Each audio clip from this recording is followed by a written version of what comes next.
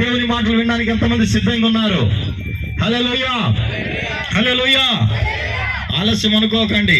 యేసు ప్రభు ఈ రాత్రి వస్తే పరిస్థితి ఏమవుతుందో కదా. ఈ రాత్రి జాగ్రత్తగా దేవుని మాటలు విందాం.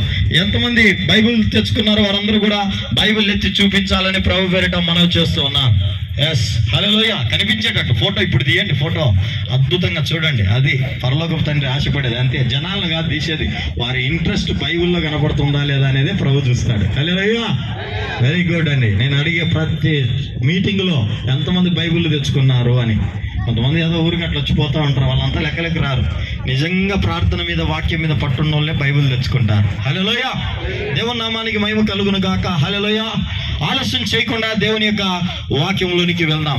ఈరోజు ఈ బైబిల్ ఒకసారి ఎత్తి చూపండి అందరూ. మీ బైబిల్, మీ అందమైన బైబిల్, మీ జీవితాన్ని నిలబెట్టే బైబిల్, మీ జీవితాన్ని పరలోకానికి చేర్చే బైబిల్.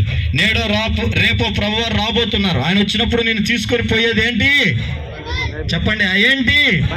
నేను పరలోకం తీసుకెళ్లేది చెప్పండి ఏంటి? బైబిల్. హల్లెలూయా. కాబట్టి బైబిల్లో ఉన్న విషయాలు చాలా ఇంపార్టెంట్.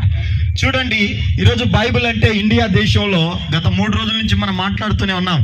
ఏమనుకుంటున్నారు? బైబిల్ అంటే చాలా మంది ఏమనుకుంటున్నారంటే బైబిల్ అంటే తక్కువ కులస్తులు చదివేది, బైబిల్ అంటే తక్కువ మరి జాతీయులు చదివేది, లేదా బైబిల్ అంటే చదువురాని వాళ్ళు చదివేది, బైబిల్ అంటే జ్ఞానం లేని వాళ్ళు చదివేది అనుకుంటున్నారు. ఈరోజు మీరందరూ కూడా నిబ్బురుపోయే నిజాలు కొన్ని చెప్పాలని ఈ రాత్రికాల సమయంలో నేను తెలియజేస్తున్నాను. ఆ మాటలు చెప్పి నేను ఒక విషయాన్ని తెలియజేస్తున్నాను. ఎంతమందికి మీలో యూట్యూబ్ చూసే అలవాటు ఉంది? చేతులు ఎత్తండి. యూట్యూబ్ చూసే అలవాటు? యూట్యూబ్ చూసే అలవాటు లేదా? యూట్యూబ్ చూసి అలవాట్లేదండి. గేమ్స్ ఆడే అలవాటు? పబ్జీ ఏమంటారంటే పబ్జీ గేమ్స్ ఆడేవాళ్ళు. గేమ్స్ అయితే బాగా ఆడతారు కదా. అందరూ ఆడుతున్నారు ఆల్మోస్ట్. పోనీ న్యూస్ చూస్తున్నారా? అయితే నేను ఒక విషయాన్ని తెలియజేస్తాను, మీరందరూ చెప్పండి. పోయిన నెల 17వ తారీఖు, క్షమించండి, పోయిన నెల 17వ తేదీ 2025 జూన్ 17వ తేదీ ఒక సంఘటన జరిగింది. అదేంటో ఎవరైనా చెప్తారా? యూట్యూబ్ చూస్తున్నారు. అయితే తిరుగులేని మేధావిరా అంటారు 120 ఉంటే.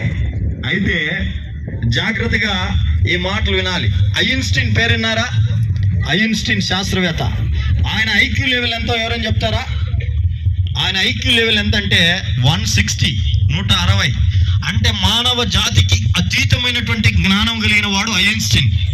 ఆయన కంటే మించిన జ్ఞానవంతుడు లేదని చరిత్ర చెబుతున్న టైంలో జరిగినటువంటి ఆయన కంటే మించినటువంటి ఐక్యూ లెవెల్ 160 అంటే 120 అంటేనే మహాజ్ఞానము, 100 అంటేనే జ్ఞానము, 120 అంటే మహాజ్ఞానం, 160 అంటే అంతులేని జ్ఞానం. అయితే ఈ రాత్రి నుండి ఒకవేళ 270 అంటే ఎంతండి?